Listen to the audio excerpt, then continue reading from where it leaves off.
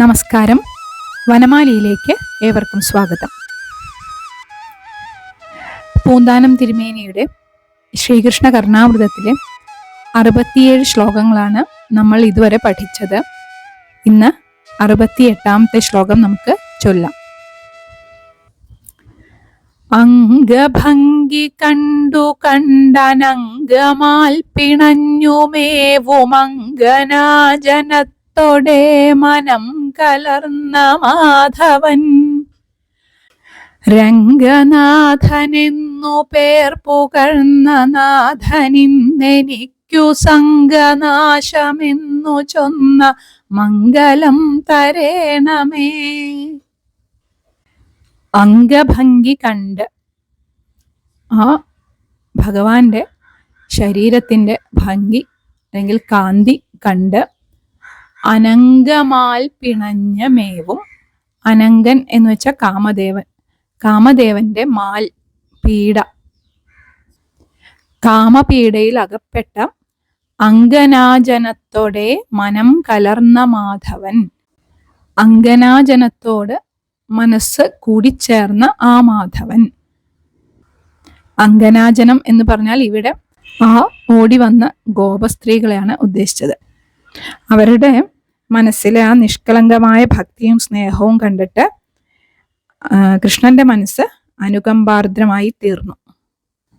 അങ്ങനെ ആ മനസ്സോട് ചേർന്ന് മാധവൻ, കൃഷ്ണൻ, രംഗനാഥൻ എന്ന് പേർ പുകഴ്ന്ന, രംഗനാഥൻ എന്ന് പ്രസിദ്ധിയാർജിച്ച, രാസക്രീഡ എന്ന രംഗത്തിന്റെ നാഥൻ എന്നാണ് രംഗനാഥന് ഇവിടെ അർത്ഥം, എന്ന് വിശ്രുതനായിട്ടുള്ള ആ നാഥൻ, ആ ഗോപികമാരുടെ നാഥൻ ഈശ്വരൻ സംഘനാശം എന്ന് ചൊന്ന മംഗലം എനിക്ക് നൽകണേ.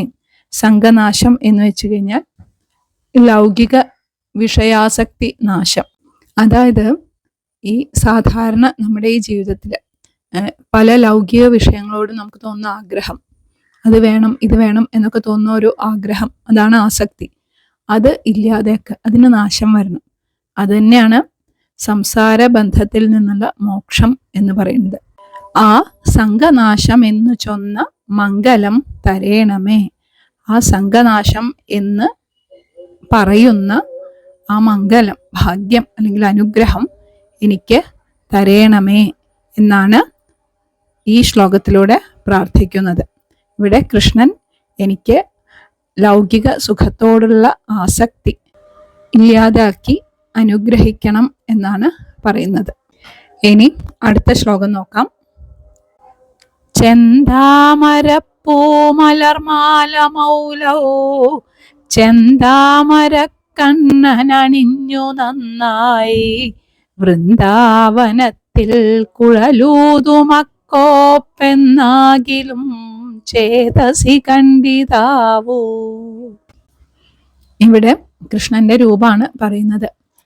ചെന്താമരപ്പൂമലർ മാല, ചുവന്ന താമരപ്പൂവിൻ്റെ മാല, അത് മൗലൗ ചെന്താമര കണ്ണൻ അണിഞ്ഞു നന്നായി. മൗലൗ മൗലിയിൽ, ശിരസിൽ, തലയില് ചെന്താമരക്കണ്ണൻ അണിഞ്ഞു നന്നായി. താമരക്കണ്ണനായിട്ടുള്ള, താമര പോലെ കണ്ണുള്ള ആ കൃഷ്ണൻ അണിഞ്ഞുണ്ട്, നന്നായിട്ട് അണിഞ്ഞിട്ടുണ്ട്. എന്നിട്ട് വൃന്ദാവനത്തിൽ കുഴലൂതും അക്കോപ്പെന്നാകിലും ചേതസി കണ്ടിതാവൂ.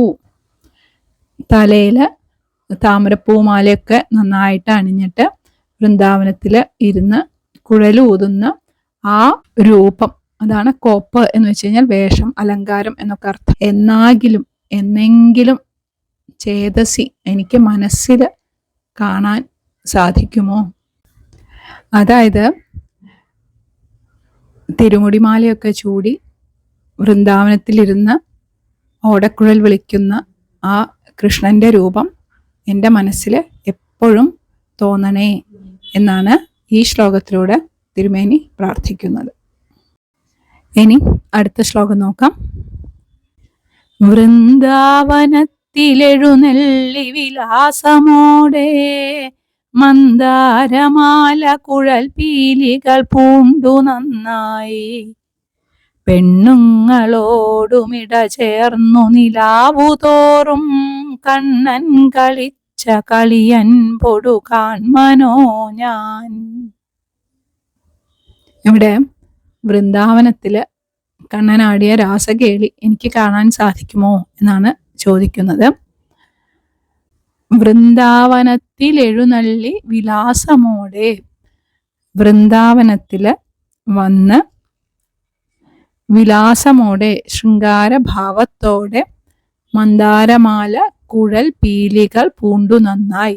മന്ദാരമാലകള്, ഓടക്കുഴല്, മയിൽപ്പീലി എന്നിവ ധരിച്ച് വിലാസമോടെ വൃന്ദാവനത്തിൽ എഴുന്നള്ളി ഒരു ശൃംഗാരഭാവത്തോടെ വൃന്ദാവനത്തിലേക്ക് വന്ന് പെണ്ണുങ്ങളോടും ഇട ചേർന്നു നിലാവു തോറും. രാത്രി നിലാവത്ത് പൗർണമി ദിവസം ഈ 2 ഗോപികൾക്ക് ഒരു കൃഷ്ണൻ എന്ന രീതിയിൽ അങ്കനാമങ്കനാ മന്ദരാ മാധവോ മാധവം മാധവം ചാന്തരേണാങ്കനാ എന്ന വരികൾ വളരെ പ്രസിദ്ധമാണ്. യോഗമായാശ്രിതനായിട്ട് പല രൂപങ്ങൾ പൂണ്ട് ഗോപികമാരുടെ ഇടയിൽ കണ്ണൻ കളിച്ച ആ രാസകേളി, കണ്ണൻ കളിച്ച കളിയമ്പൊടു കാൺമനോ ഞാൻ, ആ രാസലീല എനിക്ക് അൻപൊടു കാൺമനോ ഞാൻ, ഭക്തിയോടുകൂടി കാണാൻ സാധിക്കുമോ എന്നാണ് ഇവിടെ ചോദിക്കുന്നത്.